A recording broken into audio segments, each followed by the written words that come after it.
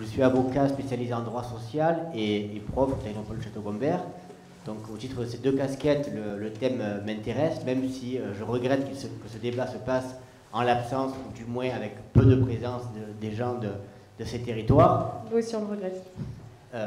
Je constate, avec ma petite expérience, au terme de la présentation des 4 intervenants et du petit reportage, si on lit en tout cas le problème de l'insertion avec le problème de l'emploi, à mon avis la problématique est beaucoup plus large, mais si on se limite à ce point-là, une triple problématique, déjà en amont au niveau de l'orientation des jeunes, pendant la réalisation scolaire avec peut-être un manque ou un problème d'accompagnement au niveau des stages, et à la sortie avec un problème d'employabilité où on voit un taux de chômage supérieur dans les quartiers nord par rapport aux autres territoires de Marseille, puisque c'est la ville que je connais le mieux. Mais je crois que le problème, je le disais en préambule, est plus large, puisque le problème d'insertion est du moins ressenti, mais je pense que c'est une réalité, lié au problème d'abandon, de sentiment de ressenti d'abandon par rapport aux politiques publiques menées dans ces territoires. Par exemple, en termes de mobilité, je le vois par exemple dans le 13e arrondissement, ou dans les quartiers nord de Marseille, on a quand même 4 arrêts de métro, on fait 500 mètres, on arrive dans le 14e, on n'en a pas. Donc c'est déjà plus dur de se rendre dans les établissements scolaires, plus dur pour se rendre pour des sorties, pour l'emploi. C'est la question de la mobilité que vous évoquiez, oui. Voilà, la question de la mobilité, question de la mixité sociale, question de la réforme de la carte scolaire. Oui, la carte scolaire, c'est vrai qu'on en a parlé au téléphone. On peut être assigné à résidence, mais on est également assigné scolairement. Et un problème également de cadre de vie. Donc, bref, les problèmes sont multiples et je pense qu'il n'y a pas une solution, mais une politique globale à mener qui pourra tendre à améliorer, en tout cas je l'espère, l'insertion de nos jeunes. Je crois que c'est M. Berthet qui en parlait. Sans occulter la responsabilité individuelle, je pense qu'il y a une responsabilité collective qui n'est pas assez abordée et traitée. Merci pour cette réaction. Je crois qu'il y avait une question aussi là dans le fond. Alors bonsoir. Déjà, je vais remercier toutes les personnes qui ont été conviées sur scène et qui ont pu nous apporter différentes informations du terrain. Donc en commençant par monsieur, désolé pour les noms, je n'ai pas réussi à retenir tout à droite. Je suis issu, déjà je vais me présenter, je m'appelle Anthony Demaret, issu de quartier sensible, acteur de quartier sensible, c'est-à-dire je suis rentré 16 mois à l'EPM pour différents faits. Quand j'entends parler depuis tout à l'heure, j'ai envie soit de rire jaune, soit je suis peiné, parce que j'ai vraiment l'impression que être issu de quartier veut dire être coupé de toute connaissance. Il faut savoir que dans nos quartiers, c'est peut-être pas un fait qui est normalement mis en avant et valorisé, mais il y a des entreprises.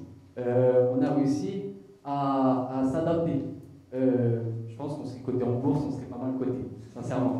On est une économie à nous tout seuls. Donc, je pense que déjà, l'écart commence au collège. Et il faut savoir qu'on apprend le commerce triangulaire. Moi-même, je suis blanc, je suis français de nationalité, je suis peiné d'avoir un camarade à côté de moi de qui on parle de ses ancêtres en expliquant seulement que les gens ont été colonisés, que les gens ont été esclaves, mais sans apporter de contexte. Donc les gens ils s'habituent et il faut que les gens sachent aussi qu'on est au courant de tout ce qui se passe à l'étranger. Les gens vivent en France en sachant que des multinationales viennent piller leur pays, viennent détruire leur famille au-delà des frontières. Donc c'est complexe de grandir dans des situations telles. Après, je reviens par exemple, à un moment on a parlé de tout ce qui est apparence vestimentaire. Moi j'ai des amis, durant les 16 mois que j'ai passé à l'EPM, on a monté un syndicat des jeunes tenaces. C'est-à-dire que même à l'intérieur, entre les murs, on aime la réflexion française, le droit français et la justice française. Et la légalité française, la laïcité française et la fraternité française. Mais nous dire que parce qu'on est issu de quartier, eh ben on a le droit d'arriver à l'entretien d'embauche en survêtement, comme je suis ce soir. Moi, sincèrement, je suis recruteur. Je lui dis, frangin, j'étais dans les mêmes bâtiments que toi, mais tu vas m'enfiler un costard. Parce que moi, j'ai mon statut, j'ai donné ma vie pour mon entreprise, et c'est une forme de respect. Et on est capable de respect. Je voudrais remercier et quand même mettre en avant cette jeune femme qui est sur scène, qui se déroule dans les quartiers. Il ne faut pas oublier que c'est une jeune femme. Il y a beaucoup d'a priori, sexisme, mais il n'y a pas en fait, c'est ironique ce que je dis, puisque j'en suis sûr qu'elle est respectée comme il se doit. Et j'aime pas appeler médiateur parce que médiateur, ça voudrait dire qu'il se passe quelque chose. Le matin à 9h, quand madame prend son service, je pense qu'il n'y a pas une bagarre dans le quartier. Donc moi, je préfère appeler un lien. Parce qu'un médiateur, c'est quand il se passe quelque chose, un trouble, en tous les cas. Donc il faut une médiation. Mais une médiation, c'est pas de 9h à 17h ou c'est pas de 8h à 17h. Donc pour moi, ça serait un lien. Et je pense... Oui, j'ai juste pas dit pour Paris, voilà, je suis issu des quartiers de Paris, de la Seine-Saint-Denis. En ayant connu la Seine-Saint-Denis et ayant fait l'école, grandi là-bas, franchement, sincèrement, notre ville, même si on est issu de 93, on a 1001 façons de s'en sortir. Il y a une telle diversité de touristes, de marchés internationaux. Marseille, au quartier nord, il n'y a pas autant de touristes qu'il y a à Paris, à Seine-Saint-Denis. Seine-Saint-Denis, j'habite à Stein. À Stein, on arrive à avoir des groupes de touristes qui viennent s'intéresser à nos quartiers, alors que nos quartiers n'ont rien d'intéressant. Et pourtant, ils ne vont pas dans les quartiers nord, là-bas, à la Castellane, tout ça. Et sincèrement, je convie beaucoup de gens à venir faire les comptes dans les bâtiments en fin de journée, et vous verrez que les gens ils savent compter, lire, parler, respecter. Les clients ils viennent tous les jours, c'est parce qu'ils ont bien été traités. Et voilà, je mettrai Merci pour ce témoignage. Je ne sais pas si d'autres personnes ont quelque chose à dire ou une question à poser. Oui, là, au milieu. Peut-être que si tu voulais répondre. Bonsoir, je m'appelle José Rose, j'ai fait toute ma vie professionnelle à réaliser des études sur les conditions d'insertion professionnelle des jeunes. Donc on imagine que ça existe depuis 40 ans. Je voudrais faire la remarque suivante. Je trouve que derrière tous les constats qui ont été faits ce soir, ils étaient tous fort intéressants, il y a un phénomène qui surdétermine tout cela. C'est l'état du marché du travail. Dès lors qu'on est en situation de chômage de masse, et on l'est depuis 40 ans, alors il est assez logique que les employeurs fixent des critères de recrutement extrêmement exigeants. Il est tout à fait aisé de pratiquer des politiques de discrimination. Il est tout à fait confortable de proposer des CDD au lieu des CDI et d'avoir des salaires qui sont stables et de bas niveau. Et il est également normal que les personnes concernées, les débutants, je préfère parler des débutants plutôt que des jeunes, aient les plus grandes difficultés à se motiver. Donc je pense que c'est important de faire savoir à toutes les personnes concernées, les jeunes notamment, cela. Parce que ça permet de faire baisser la pression. Ça permet de lever cette culpabilisation permanente et assez insupportable qu'on a depuis des décennies et qui fait des jeunes une sorte de population qu'il faudrait traiter, soigner, protéger. Non, elle est là comme elle est. Et donc, elle est capable elle-même de construire les choses. Donc, baisser cette pression me paraît essentiel. Ça évite cette responsabilisation et ça permet de ne pas se tromper d'explication. Alors, le problème, et je termine là-dessus, le problème, c'est que les politiques publiques sont sur ce même schéma. C'est-à-dire que depuis 40 ans, elles considèrent que le problème, c'est la formation. Depuis 10 ans, c'est l'orientation en plus. Mais on ferait mieux de dire que le problème, c'est l'emploi. C'est-à-dire que c'est là que les politiques doivent porter leurs efforts. Et ce n'est pas du tout ce qui est fait. Ce qui est fait, c'est des politiques globales qui vont profiter souvent à ceux qui n'en ont pas forcément plus besoin, et des politiques qui vont être uniquement sur la formation, alors que franchement, ce n'est pas le problème. J'ai eu l'occasion, dans les années 80, d'étudier la mise en place du plan Rigoux, qui était le seul qui a eu une politique ciblée sur les jeunes de 16-18 ans sans qualification. Eh bien, à ce moment-là, les employeurs qui, en général, disaient « mais ces jeunes, ils ne savent rien faire, ils rejettent le travail, etc. » En situation, tout d'un coup, ils découvrent qu'ils savent faire les choses, et ça se passe bien. Ça s'est passé bien aussi dans les quelques périodes, je termine, les quelques périodes courtes où il y avait un peu de croissance. Dès qu'il y a de la croissance et que les employeurs cherchent des salariés, ils les trouvent très bien, ceux qui sont par ailleurs considérés comme inaptes au travail. Merci. C'est vrai que c'est un aspect qu'on n'a pas développé, pourtant je comptais le faire, mais je ne l'ai pas fait, final. Parce que Thierry Berthet, vous, dans l'introduction de l'un de vos travaux sur le décrochage scolaire, vous faisiez effectivement un petit historique. Alors vous décriviez l'école du XIXe siècle et la question du chômage aujourd'hui. Vous faisiez le lien entre les deux. Peut-être qu'on peut revenir rapidement là-dessus. Oui, enfin, mais José Rose connaît ça mieux que personne.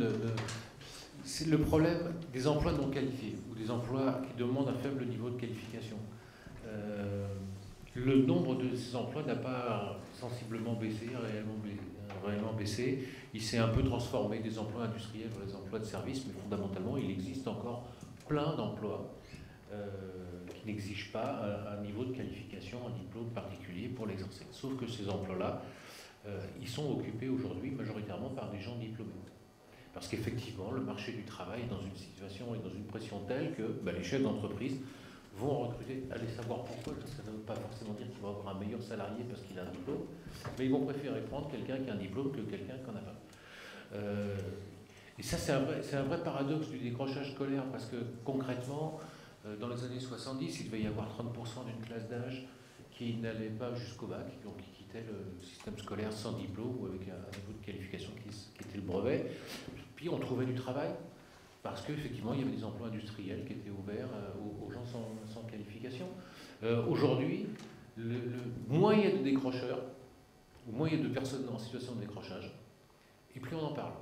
Et plus c'est un problème public. Aujourd'hui, on est rendu sous la barre des 10%, on doit être à 8,5-9% de jeunes qui sortent du système de formation sans qualification, et pour autant, on n'a jamais autant parlé qu'aujourd'hui. Moi, je crois que c'est précisément parce qu'il y a un problème de marché du travail. Alors, la relation du marché du travail avec l'action publique, elle est complexe, parce que effectivement, il y a une pression de plus en plus forte du marché du travail, qui n'est pas vraiment un marché, en plus, c'est une métaphore un peu à la con, cette histoire de marché du travail. Il n'y a pas une offre, il n'y a pas une vraie une offre et une demande qui s'équilibrent comme la théorie économique pourrait nous donner à penser. Mais sur ce marché du travail, c'est extrêmement compliqué d'y rentrer. Et du coup, l'action publique, elle devrait avoir un effet contre les mécanismes de sélection sur le marché du travail. Et aujourd'hui, on se rend compte qu'en fait, ça fonctionne pas bien. Donc il faut probablement repenser un certain nombre de dispositifs dans ce sens-là. Merci. Je ne sais pas s'il y a d'autres réactions ou d'autres questions dans la salle.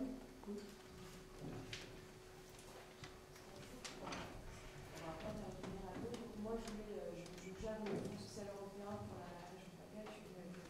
Je m'appelle Hélène, je suis Clément Loret qui travaille sur le programme Initiative pour l'emploi des jeunes. On a plusieurs remarques. En fait, on est financeur depuis plusieurs années, on est d'ailleurs de l'AEC et la KCA, de plusieurs projets qui permettent d'aider soit à repérer les jeunes invisibles, soit à les accompagner vers l'emploi. Et effectivement, la question de la motivation du jeune est au cœur des projets qu'on peut financer. On a besoin d'avoir l'adhésion du jeune pour ne pas le perdre. On le voit à travers les projets qu'on finance. Quand on est seulement prescripteur avec de l'orientation forcée, ça ne fonctionne pas. Donc on remercie vraiment, dans un premier temps, tous nos porteurs de projets qui ont réussi à aller vers les jeunes, à les écouter et à les accompagner, parce qu'ils ne sont pas forcément prêts à aller vers l'emploi directement. Les jeunes qu'on accompagne ne sont pas proches de l'emploi. On a besoin de les écouter pour qu'ils adhèrent au projet et malgré tout, qu'ils reviennent vers une formation à du savoir-être. Quand ils veulent créer leur entreprise, souvent ils y arrivent, mais il faut d'abord savoir se présenter, faire un CV, avoir accès au numérique et avoir accès à la mobilité. Il y a quand même des points qu'on retrouve dans vos discours et qui viennent nous rassurer en tant que financeurs. Autre chose, et après je passe la parole à Raymond, On a des catalogues à vous distribuer aujourd'hui, puisqu'on a monté en fait un plan de repérage au sein de l'équipe en faisant beaucoup de phoning auprès des centres sociaux, des CCAS, pour aller chercher les jeunes au plus près des quartiers, de leurs familles, des boulangères qui parfois, même moi j'habite dans le premier, vont dire que les jeunes traînent dans la rue et qu'on a envie de leur donner des solutions. Donc on est persuadé que tout le monde peut être prescripteur et pas uniquement le service public de l'emploi pour aller emmener les jeunes vers les projets qu'on finance. Car nos porteurs de projets nous disent que les places ne sont pas remplies. On a 3000 places à l'heure actuelle disponibles et on met de l'argent par les fenêtres. On parle de 17 millions d'euros pour l'initiative pour l'emploi des jeunes. Dernière chose, on vient de monter, on a vu le PIC débarquer au début janvier, avec beaucoup d'argent à la clé. On s'est dit, c'est pas possible, on ne peut pas avoir d'un côté les programmes européens, le PIC qui débarque, qui était assez mal fichu, très honnêtement, puisque j'avais le sentiment que sans contenu réel sur ce qu'on demandait à faire, ce qu'on demandait aux porteurs de projets en matière de repérage, on allait jeter l'argent par les fenêtres. Donc on est là, je pense, la seule région de France à le faire. On a travaillé avec nos collègues qui gèrent le PIC pour monter un appel à projet unique dans les Bouches-du-Rhône et le Var, de manière à fédérer les projets qui allaient être déposés et à justement mettre le projet du jeune au cœur de l'accompagnement qui était demandé.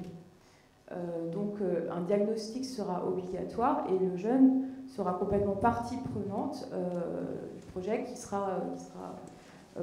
sera proposé par la suite. Donc, c'est des petites tentatives, on fait ce qu'on peut, on essaie de sortir de notre rôle de financeur, et puis on a des catalogues à vous donner, on va aussi se balader avec nos chariots de mémé dans Marseille pour donner quelques... Je vais laisser Raymond témoigner peut-être. Bonjour à tous, Raymond Lauré, chargé de mission Initiative pour l'emploi des jeunes. C'est un fonds européen qui est à destination de l'emploi des jeunes, comme il l'indique. L'intervention que je voudrais faire, elle est sur le paradoxe, en fait, en réalité, entre les moyens qui sont mis en œuvre.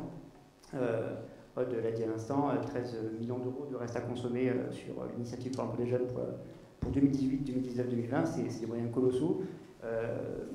Tant de moyens mis sur la table, notamment avec le PIC aussi, et tant de besoins. Évidemment, des chiffres existent sur le diagnostic du territoire, notamment sur le département des Bouches-du-Rhône. Il y a plus de 50 000 jeunes qui sont caractérisés de NEET. Alors c'est un acronyme barbare pour signifier que en réalité les jeunes sont ni en emploi, ni en formation, ni en stage. Il y a 50 000 jeunes qui sont effectivement sans emploi, sans stage et sans formation, et qui illustrent en fait le vrai besoin du territoire. Et donc il y a un paradoxe entre tous ces moyens et tous ces besoins, et qui parfois, on peut le dire, accouche d'une réelle souris en fait. Voilà, donc le service Fonds social européen a souhaité dépasser un petit peu le cadre de ses compétences en proposant un catalogue qui référence l'ensemble des projets cofinancés par le FSE.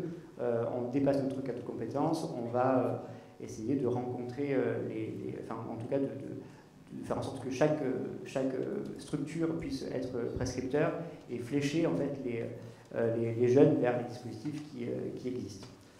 Voilà.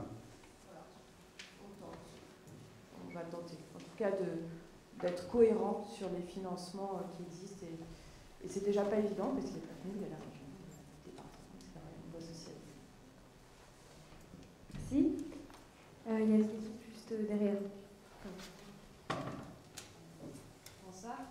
Moi, je suis conseillère en insertion à la mission locale au programme Garantie Jeunes. Je voulais juste réagir, du coup rejoindre un peu mes collègues juste devant, sur le fait que, par exemple, sur une des problématiques de l'insertion qui, à mon avis, peut être la motivation, mais je pense que c'est vraiment plurifactoriel et qu'il y a énormément de facteurs qui interviennent. Donc du coup, peut-être que c'est là le débat pour réagir à la réflexion précédente sur l'accès à l'emploi et sur le marché du travail. Moi, je pense que la formation pour des jeunes qui ont 16, 17, 18 ans, c'est très très important. Enfin, ça peut vraiment leur permettre une transition en fait avant le monde du travail qui peut être parfois très dur.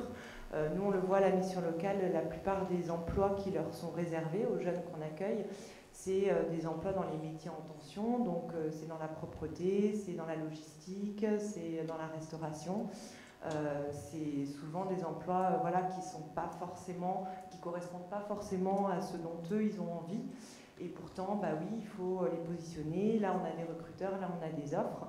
Et voilà, je rejoins un peu la question de quel est leur rêve et qu'est-ce qu'ils veulent faire vraiment. Est-ce que c'est vraiment ce type de travail-là aussi? On ne sait pas. Donc voilà, l'emploi non qualifié, qu'est-ce que ça veut vraiment dire pour eux? Je ne sais pas. Et puis après, voilà, dans toutes les difficultés qui peuvent être justement dans l'insertion, je crois qu'il y a vraiment aussi la question après de quel soutien ils ont, parce que nous on le voit, à chaque fois on leur dit mais est-ce que vous avez des personnes autour de vous qui peuvent peut-être vous aider justement à réadapter votre CV, à chercher des candidatures, à vous préparer à l'entretien, etc. Donc c'est pas forcément évident pour eux d'avoir du soutien autour d'eux, et puis de devoir justement traverser toute la ville pour venir nous voir. Nous aussi, en général, on est surchargé parce que y a la machine bureaucratique derrière. Et donc, voilà, je pense que c'est vraiment une question complexe et que souvent, on a des offres d'emploi, mais on manque de candidats parce que ce lien-là, il n'est pas évident, mais pour plein de raisons. Merci. Peut-être que Lucie, vous voulez réagir, parce que vous travaillez pas mal avec la mission locale aussi. Oui, non, mais c'est vrai que, acteur de l'insertion, on se dit, c'est quand même fou. On est inondé d'offres, même il y en a beaucoup trop. Quoi. On se dit, il y a trop d'offres d'emploi, et pourtant, voilà, les jeunes, en fait, après ça dépend. Les jeunes, c'est hyper général, mais voilà, ils sont encore à se questionner, à chercher. À découvrir des métiers ils connaissent pas tout le panel de métiers qui existent. Par exemple, souvent ils me disent Lucie, tu me montres toutes les formations qu'il y a à Marseille et que je peux faire, quoi. J'aimerais bien te montrer toutes les formations, qu'elles soient listées, faciles à lire. Et en fait, c'est ça, c'est que cette offre, elle est énorme entre les dispositifs jeunesse, les formations qui existent, les offres d'emploi, les métiers en tension. Et c'est hyper dur de s'y retrouver. Vraiment, c'est... et rien que déjà, nous, on a du mal, on court après les infos, ou alors... moi, je sais que j'ai pas de bureau, et du coup, je vais au centre social, je vais au club de foot, je leur dis, ouais, il y a ça comme offre, il y a ça comme offre, et tout.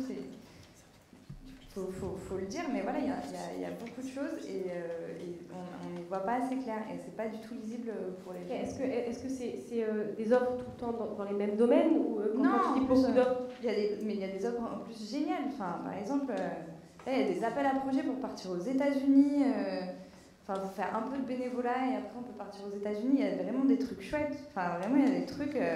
Il y a créer ton asso avec une bourse au financement pour créer son asso. Il y a des projets pour monter sa boîte. Il y a plein de choses. Même dans les financements européens, il y a plein de. Dans les IEJ, il y a des. On a essayé de tout analyser avec mon équipe et tout, et il y a des super trucs. Après, voilà, c'est que on va perdre un jeune si on lui présente aussi qu'il y a tout ça.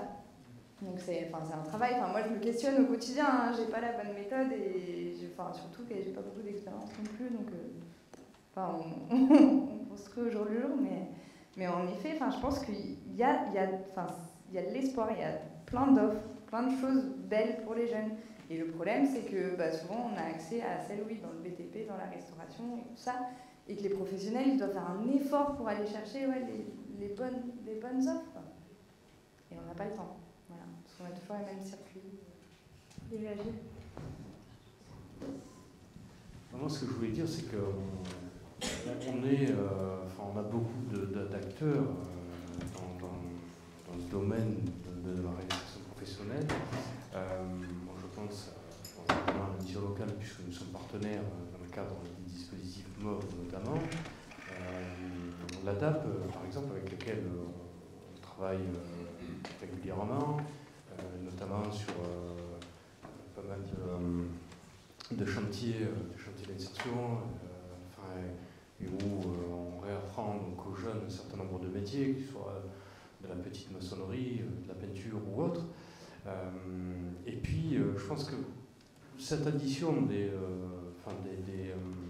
expériences, des compétences des différentes institutions ou associations, il faudrait peut-être qu'on y intègre davantage le tissu entreprise, parce parce que malheureusement il est pas souvent présent. Et je crois que les entreprises ont un rôle important, primordial, c'est celui aussi d'être présent, de répondre peut-être de manière un peu plus poussée sur les demandes de stage, les stages de découverte. Nous, on se retrouve au cœur du quartier et on se retrouve parfois, durant les périodes de stage, c'est notre effectif il est doublé. Donc on a des stagiaires partout, quoi. Donc ils viennent pour de la découverte, ils veulent accueillir des stagiaires, mais ne pas pouvoir les encadrer, c'est pas possible. Donc on en prend un certain nombre et on est assez déçus de tous ceux qui malheureusement n'ont pas cette possibilité de faire ce stage de découverte qui va leur permettre finalement de découvrir un métier, de découvrir ce qu'est une entreprise, ce que vont être les premières obligations qu'ils vont devoir, ou les codes qu'ils vont devoir apprendre. Mais là, on parle de quelque chose de concret, c'est plus de la théorie, c'est plus du... Ils sont vraiment à l'intérieur de l'entreprise. Et là, on a essayé d'en mobiliser quelques-unes. On a fait cela avec Carrefour notamment. Mais comme je disais tout à l'heure, vous avez des directeurs qui vont arriver à Carrefour, donc qui ont cette motivation, qui ont de la conviction, avec lesquels un partenariat va se faire.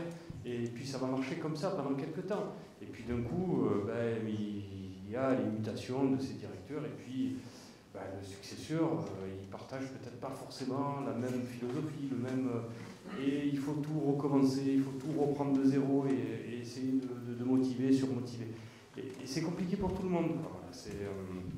Et on a vraiment besoin, finalement, alors je ne sais pas, est-ce que c'est les politiques qui doivent pousser à ce que les entreprises, finalement, se sortent du guet, et disent aussi ce dont elles ont besoin et quel rôle elles pourraient jouer. Je crois que les anglo-saxons sont peut-être un peu plus... tout à l'heure, tu disais que justement, sur l'emploi des jeunes dans bon nombre de pays européens, nos voisins sont beaucoup en avance sur nous. Et moi, je crois aussi notamment à la formation. On va prendre un truc assez basique. Nous, à la Castellane, ça fait une quinzaine d'années qu'on a mis en place le bal de promo. Sur le modèle un peu anglo-saxon, on s'est dit, un gamin qui bûche pendant 4 ans au collège, ou c'est 3 années de lycée, et puis d'un coup il décroche son bac ou son CAP, et puis il récupère ses résultats, il réussit, et c'est dans l'anonymat. Il faut peut-être les valoriser, mettre en avant cela, montrer qu'un diplôme c'est important déjà pour soi-même et aussi pour les parents, pour les gamins qui arrivent, déjà de les voir. Alors on leur fait confectionner à travers nos différents ateliers les habits, mais vraiment un peu comme dans les films, avec la toque, et on leur remet un réel diplôme. Et puis c'est toute cette soirée qui est bon enfant, et on sent la fierté des parents, la fierté de ces jeunes de finalement se dire j'ai réussi quelque chose, et ça je me dis encore aujourd'hui, pourquoi ça n'existe pas dans nos établissements scolaires, pourquoi on ne valorise pas finalement ces gamins qui se lancent au bout du bac ou même à l'université, qui vont se lancer dans le monde du travail. Et pourquoi il n'y aurait pas aussi ces recruteurs qui les attendent à la sortie et qui vont venir les... Et c'est peut-être tout cela qu'il va falloir, sur la question justement de la faillite collective, se dire qu'il y a quelque chose à faire sur ces choses-là, et peut-être que cette piste que font très bien les Anglais et autres Américains, peut-être qu'il y a de bonnes choses à récupérer chez eux, et qu'on n'a pas uniquement récupéré leur fast-food et leur film. Donc il y a peut-être encore autre chose de plus intéressant à prendre. Merci. Je ne sais pas si le public a d'autres questions, d'autres... Oui, là, ça ne va pas trop. Ah, parle plus fort. Ok. Oui, Marguerite Kioch, moi je suis journaliste, je collabore des fois avec Mars Actu entre autres. Et j'ai collaboré également avec Lucille Rangley sur l'année dernière un projet à Félix Piat, donc un projet autour du journalisme en collaboration avec Boulek TV, la télé 3e. Alors j'ai deux questions, enfin deux grandes questions on va dire. Première pour Karim. Tu disais tout à l'heure que tu as été orienté vers quelque chose qui ne te convenait pas un peu malgré toi. Toi, à cette époque-là, avec le recul sur ton parcours, qu'est-ce qu'il aurait fallu qu'on te propose, enfin, qu'est-ce que tu aurais aimé qu'on te propose, toi, à cette époque-là, et aussi maintenant, aujourd'hui, là où tu en es, qu'est-ce que tu penses qui a permis de te permettre à toi d'arriver là où tu en es, et aujourd'hui, quelles sont tes ambitions, tes rêves, maintenant que tu es un jeune inséré, qu'est-ce que tu veux pour la suite? Éventuellement, je laisse répondre, et puis j'ai une autre question après pour Lucille. Il m'aurait fallu un peu plus de temps,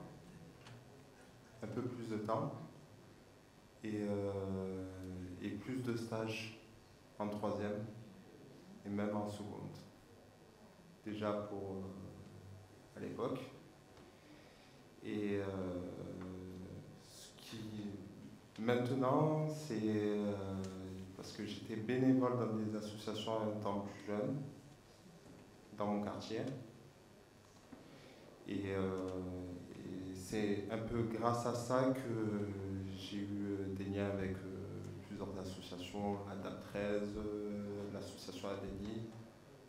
Et c'est comme ça que je suis rentré dans le social. Et pour la suite, et par la suite, j'attends de passer mon diplôme de moniteur-éducateur.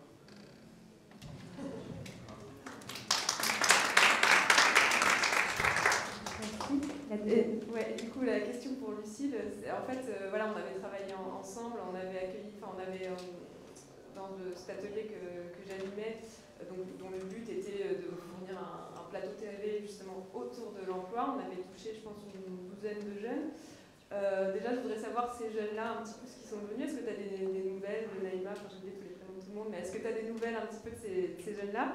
Et aussi, faire une remarque, moi, ce qui m'avait frappé en participant à cet atelier, c'est que quasiment tous, à quelques exceptions, ils avaient quand même pas mal de diplômes. Ils étaient très débrouillards, ils faisaient des services civiques, ils s'engageaient dans tout un tas de trucs. Et du coup, ma question pour toi, Lucille, mais peut-être aussi pour les autres, c'est est-ce que ces dispositifs, finalement, qui sont censés rapprocher les jeunes de l'emploi, ils ne touchent pas surtout des jeunes qui finalement ne devraient pas être si éloignés que ça, enfin, vu leur parcours de ces jeunes avec qui j'ai travaillé, moi, je suis quasiment persuadée que s'ils étaient blancs, qu'ils habitaient en centre-ville, ils n'auraient eu aucun problème, que ce soit en termes de réseau ou pour s'insérer sur le marché du travail. Moi, j'avais plus l'impression que ce qui leur manquait à eux, c'était ce petit coup de pouce qui ferait qu'ils connaîtraient la bonne personne, qui leur permettrait de... Voilà, donc est-ce que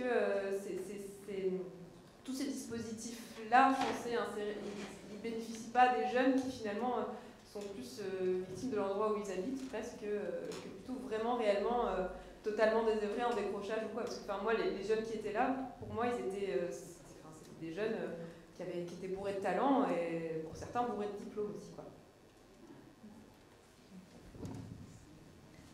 Merci pour la question et pour se rappeler ce chouette projet qui était intéressant. Alors après, ce projet-là, au départ, c'était quand même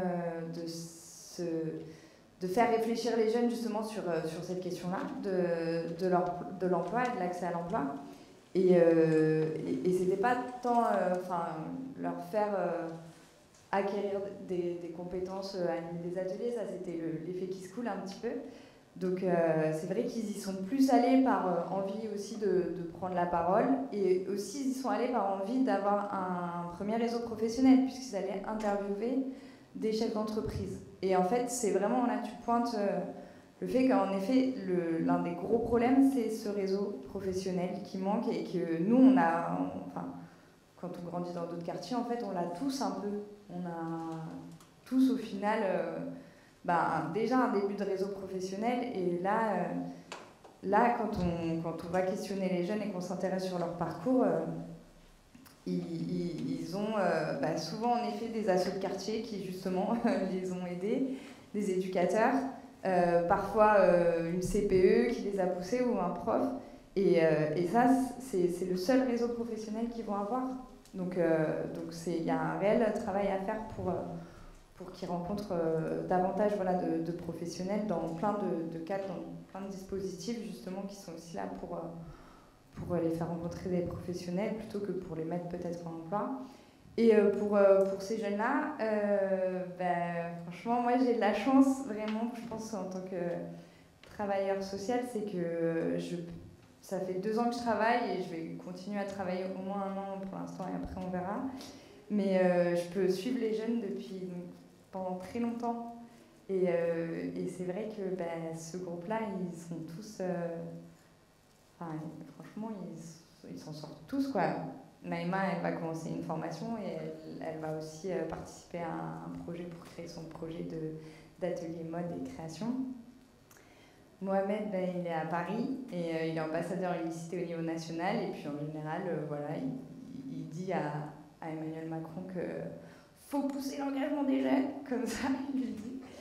Donc Mohamed, il est au top et surtout, il a monté un collectif du coup, avec Naïma dans la cité pour favoriser le lien social entre les habitants et faire en sorte que... parce que c'est vrai que maintenant, dans la cité Félix Piat, il n'y a plus beaucoup d'associations qui œuvrent en pied d'immeuble. Et du coup, il veut organiser avec les autres jeunes des repas partagés. Il y en a un le 23 avril, un concours de talent, justement un peu sur le modèle de mettre en valeur la réussite des jeunes. Un concours d'éloquence aussi, où ils y avaient participé l'année dernière, ils veulent le refaire pour faire bénéficier d'autres jeunes. Dans le projet-là, il y avait Anaïs aussi qui fait son BTS en alternance dans une association. C'est encore vraiment l'économie sociale et solidaire qui s'engage le plus, j'ai l'impression. Par contre, le responsable d'Atalian a quand même recruté 2 jeunes pour les remplacements cet été. Et là, je lui colle derrière pour qu'il en prenne encore plein. C'est ça, il ne faut pas les lâcher. Yanis, il travaille en régisseur à Plus belle la vie. Nakib, il a eu son permis et du coup, il fait plein de missions par-ci par-là. Et après, il y avait qui d'autre dans ce projet? Il y avait Ali. Enfin, je ne vais pas tous les raconter, mais voilà, il y en a même un, Cheikh Ahmed, il y a participé un petit peu aussi. Il fait du théâtre au Théâtre de l'Œil de temps en temps et il est à l'école de la Deuxième Chance. Et il est très content, ça lui va très bien. Il avait un chantier d'insertion, il a décidé de quitter son chantier d'insertion et tout le monde était là, non, place son chantier d'insertion, c'est important, mais après on lui a dit non mais fais ce que tu veux et il a dit je vais à l'école de la Deuxième Chance, je veux me remettre à niveau en français. Et c'est vrai qu'on a tous tendance à se dire ouais, qui dans un parcours qui est porteur, lâche pas, mais en fait aussi, ils ont toutes les ressources pour rebondir, quoi. Vraiment, il faut toujours en être persuadé et toujours parier gagnant, quoi. Donc moi aussi je partage le fait que souvent en fait on a un peu tendance à dire non, t'as ton diplôme d'aide-soignant, il recherche plein d'aides-soignants, comment ça tu veux faire agent de voyage dans le tourisme, il n'y a rien dans le tourisme, je te laisse pas. Et si en fait on pousse et voilà, et ça fonctionne toujours parce que s'ils ont envie déjà c'est génial, quoi. C'est la plus grosse partie du travail qui a été faite. Voilà. Merci. Y a-t-il d'autres... Donc oui, j'ai une vraie question pour tous ici. Et moi, je suis d'origine américaine. J'ai vécu à Los Angeles, dans un quartier très chaud dans les années 90. Et après en Mauritanie, pendant 8 ans, et maintenant à Marseille, et ça fait 8 ans, et j'habite au 3e, pas loin de métro national. Et donc, mon expérience aux États-Unis, c'est quand je vois toutes les interventions qu'il y a en France pour aider les gens, aux États-Unis, on n'a pas ça. Toi, tu te débrouilles comme tu peux, et tu fais ton truc, et si tu peux, tu peux, si tu peux pas, il y a beaucoup de crimes. Et j'ai vécu dans un quartier, dans les années 90, c'était très très chaud, et il y avait des fusillades tout le temps, et ici c'est très calme. Et même dans les quartiers que tout le monde a peur, je dis non, c'est rien par rapport à là où je viens. Mais j'ai appris un mot quand j'étais en Mauritanie, c'est le mot piston. Avoir des pistons, quelqu'un qui va t'aider pour trouver un travail.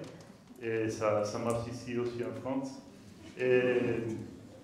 Et donc la question que je me demande, c'est la mixité.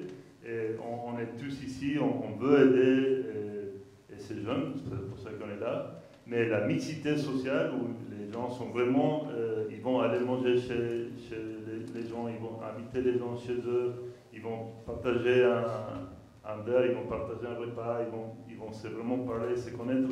Ce type d'espace ici à Marseille, ça se passe où? Et ça, c'est une vraie question. Je ne suis pas en train de donner des opinions. Et quand je marche dans mon quartier, le national, les jeunes, ils ont peur de moi. Ils pensent que je suis un policier ou un militaire. Et je suis assez grand et des choses comme ça. Et ça, c'est pas l'expérience que j'ai eue en Afrique. En Afrique, tout le monde était curieux pourquoi j'étais les sauts blancs dans les quartiers. Mais ici, ils ont peur. Et donc, la question que j'ai, c'est où sont les endroits à Marseille où les gens se connaissent entre les riches et les pauvres, les classes moyennes et les pauvres, d'une façon égale. Et j'ai travaillé dans des différentes associations ici. Les gens viennent de l'extérieur, ils font leurs trucs, Médecins du Monde, choses comme ça, et après ils repartent et ils ne partagent pas la vie avec les gens. Donc ils font du bien, je ne vais pas critiquer, mais j'aimerais savoir où sont les endroits à Marseille où il y a un vrai échange, un vrai partage entre les gens, et pas seulement dirigé par l'État, mais en privé aussi. Merci. Un autre témoignage. On va enchaîner et peut-être qu'on pourra parler après autour d'un verre des endroits. Désolé. Oui, c'était pour mettre une continuité à la question de notre invité international ce soir et vous remercier d'autant plus de vous intéresser à la jeunesse, qui est en partie la jeunesse de la Terre, donc à tout le monde, mais vous portez un intérêt à la nôtre et on vous en remercie. Maintenant, pour revenir au restaurant, moi j'aurais un restaurant qui s'appelle Quartier Sensible, je n'irai pas manger, personnellement. Après, les lieux d'échange, l'université.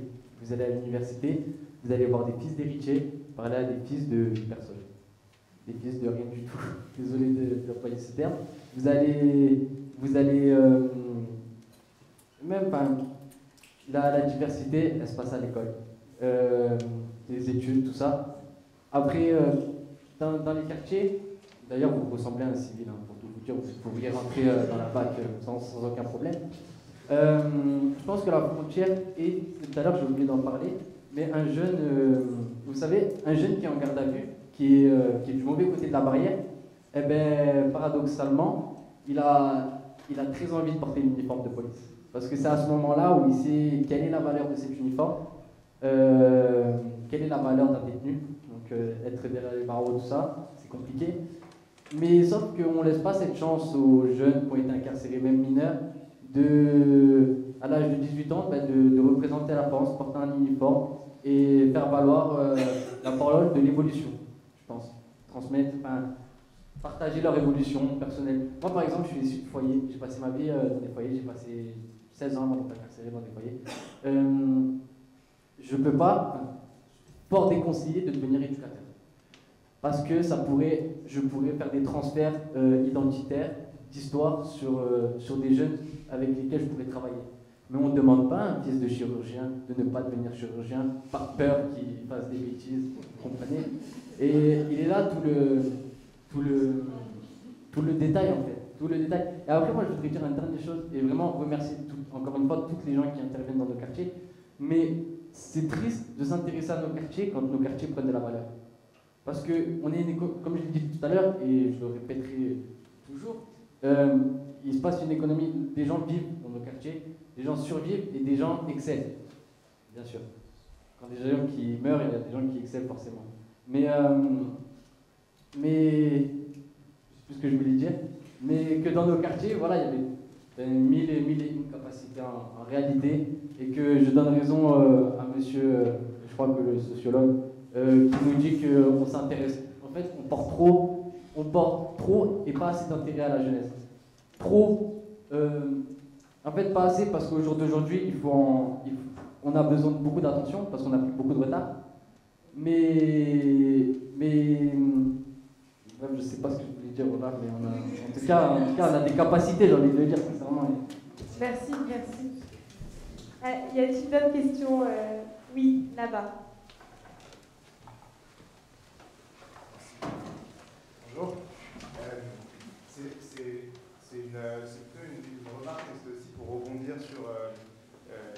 la valorisation des jeunes. Et donc c'est, pour rebondir là-dessus, et un petit témoignage, moi je ne travaille pas du tout dans le social ou dans l'insertion professionnelle, mais il se trouve que j'ai eu l'occasion d'accompagner une classe de 6e SECPA à Noisy-le-Grand, c'est dans la banlieue est de Paris, avec qui j'ai accompagné dans l'écriture et la réalisation d'un film. Et donc en fait, en 6e, on ne se pose pas les questions d'insertion professionnelle a priori, mais c'est juste pour remonter un petit peu en amont de toutes les problématiques que vous avez évoquées ce soir, et pour faire part d'un constat que j'ai fait, à voir si on peut en déduire des choses intéressantes, c'est que ces enfants, donc on parle déjà de décrochage à 12 ans, c'est violent quand même, et ils sont tous conscients en fait qu'être en SECPA c'est difficile, ils sont un peu stigmatisés dans le collège. De ce que j'ai pu voir, ils sont très très bien encadrés et accompagnés. J'ai été en interaction avec une prof principale qui était vraiment formidable. Et donc, ce dont j'ai pu me rendre compte à l'occasion d'un atelier centré sur une pratique artistique, c'est que ces enfants, en fait, ils ont été conditionnés à penser que leur avis ne vaut rien. Ils ne peuvent pas imaginer que ce qu'ils vont dire, ce qu'ils vont faire, ce qu'ils vont produire, puisse avoir une quelconque valeur. Et quand à 12 ans, c'est dans la tête d'un enfant et qu'on s'en rend compte en tant qu'adulte, c'est d'une violence extrême. Et si bien que quand on leur pose la question, n'importe quelle question ouverte, qu'est-ce que tu veux faire dans la vie, c'est quoi ton rêve, qu'est-ce que tu penses de ce film, qu'est-ce que tu penses de ci ou de ça, la réponse qu'on obtient, dans 90% des cas, c'est « je ne sais pas ».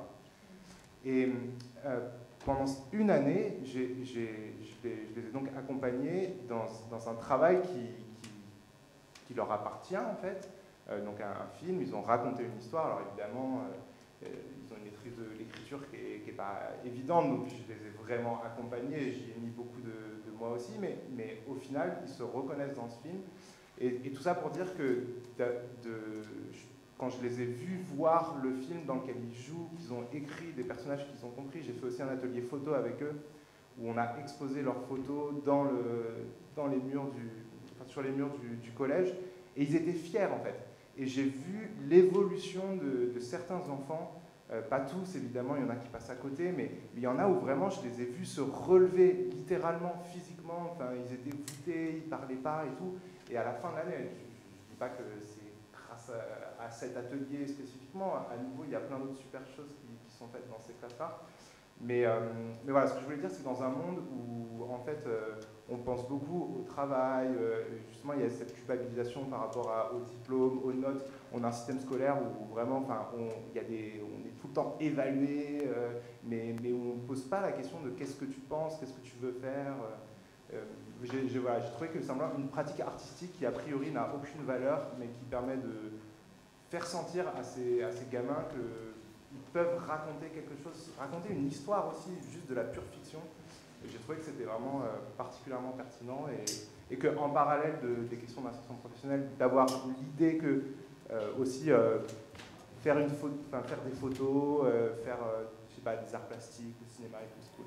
Et aussi, dernière remarque, donc moi je travaille dans le cinéma, et alors dans le cinéma il y a zéro mixité, il n'y a rien du tout, c'est-à-dire mixité sociale, absolument rien. En plus je vis à Paris, dans tous les endroits dans lesquels je vais, mais on est tous blancs, bourgeois, on parle tous la même langue, on a tous fait les mêmes études, on a le même niveau social, et je trouve ça vraiment horrible parce qu'en fait, c'est nous, donc les bourgeois blancs, quoi, qui faisons les films que tout le monde est censé voir, et qui quand ils représentent la mixité, les minorités, etc., le font du point de vue des bourgeois blancs, donc forcément, potentiellement, de manière un petit peu erronée. Et si, grâce à vous, on pouvait changer ça, ce serait super. Merci. Alors, sur la première remarque, je trouve que c'est quelque chose sur le manque de confiance en soi, c'est quelque chose qu'on voit pas mal dans la vidéo. Je pense par exemple à Céline qui dit j'ai un rêve, enfin moi j'avais un rêve. Peut-être que vous voulez réagir à ça. Est-ce que c'est quelque chose auquel vous êtes confronté et vous sur le terrain et auxquels vous devez faire face et redonner confiance que les jeunes aient reconfiance en eux.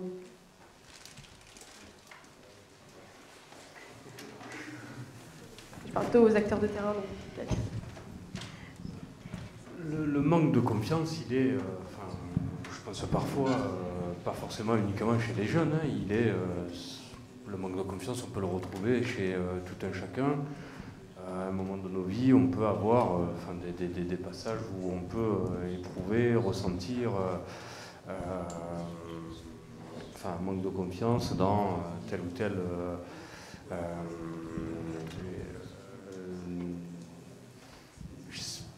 chez les jeunes, je pense qu'il faut peut-être...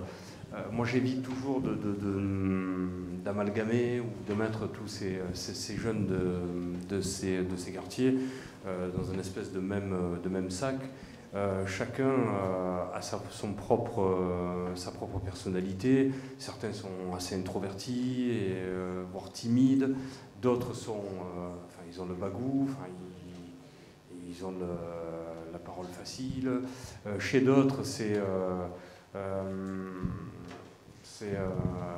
manque de confiance qui va se caractériser beaucoup plus par une mauvaise maîtrise, on va dire, de la langue. Donc il faut savoir aussi qu'une étude avait été menée où on disait que dans les quartiers défavorisés, la plupart des jeunes utilisent à peu près entre 400 et 500 mots quand la plupart des autres utilisent entre 5000 et 6000. Donc vous voyez un petit peu l'écart, et alors on dit, oui mais c'est, parce qu'il y a beaucoup d'agressivité. Vous savez, quand on n'arrive pas à expliquer quelque chose par les mots, on l'explique par l'agressivité, et c'est pas une agressivité qui est... nous on l'a appris donc avec le temps, avec les échanges que l'on a avec notre public, et avec nos usagers surtout, et on s'aperçoit que en ayant un éventail divers et varié d'ateliers, on s'aperçoit qu'on arrive à faire ressortir et à faire rejaillir finalement la vraie personne qu'ils sont. On casse un petit peu cette glace autour d'eux et ils arrivent à s'exprimer. On l'a fait, comme disait monsieur, alors à travers de la photo, on l'a fait à travers des courts-métrages que nous avions réalisés. On avait des jeunes reporters aussi qui écrivaient beaucoup, donc ils ont appris aussi la technique du petit reporter. Et je crois que c'est à travers toutes ces activités qui peuvent être parfois ludiques, mais aussi assez poussées et techniques, on arrive à faire ressortir d'eux cette confiance qu'ils prennent au fil du temps, et qui se voient quand ils deviennent adultes, et on voit qu'ils ont de plus en plus d'assurance. Et on dit, alors on parle des jeunes d'aujourd'hui, mais les jeunes d'il y a une quinzaine d'années sont des adultes aujourd'hui. Ils sont, pour la plupart, que moi j'ai pu rencontrer, que je rencontre toujours, ils sont devenus papa ou maman, ils travaillent, ils sont... c'est là où moi je sens que j'ai pris un coup de vieux aussi au passage, parce que je m'aperçois que ils ont réussi quelque part dans leur parcours et dans leur... Alors il peut être clairsemé d'embûches mais je crois qu'on ne met pas assez en avant aussi que y a des réussites, et il y a de belles réussites, et comme disait... j'ai oublié ton prénom, c'est Lucie, voilà. On s'aperçoit que quand ils se prennent en main, quand ils sont accompagnés, quand ils sont... il y a de vraies réussites. Alors le marché du travail, il est ce qu'il est, et je crois qu'il ne faut pas non plus se focaliser sur cette espèce de...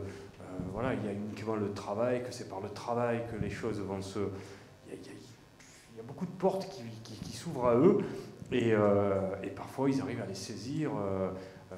Mon collègue disait tout à l'heure, il a des CAP dans la cuisine, CAP dans des domaines où il se sent pas finalement lui-même, et quelque part on essaie de le renfermer dans Et nous, non. Enfin, moi, je crois qu'à travers le travail que nous faisons tous, ben, c'est au contraire de leur dire qui vous êtes, ce que vous voulez, là où vous voulez aller.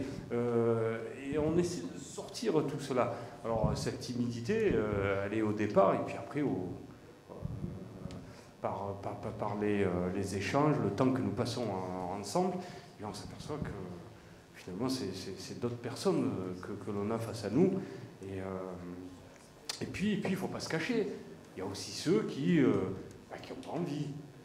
Ils vont venir pendant un temps, ils ont une espèce de motivation, et puis le lendemain, ils retournent dans leur... ils traînent leur savate, ils n'ont pas trop envie, ils se couchent à pas d'heure, le lendemain, ils ne sont pas à l'heure du rendez-vous. Donc voilà, il faut toujours continuer, persévérer derrière pour leur faire prendre conscience que... Mais je crois que, comme disait tout à l'heure, c'était que... il leur faut 2 ans, il leur faut parfois 3 ans pour que ça mûrisse et pour qu'ils se prennent réellement après en charge. Et c'est là où ils deviennent plus...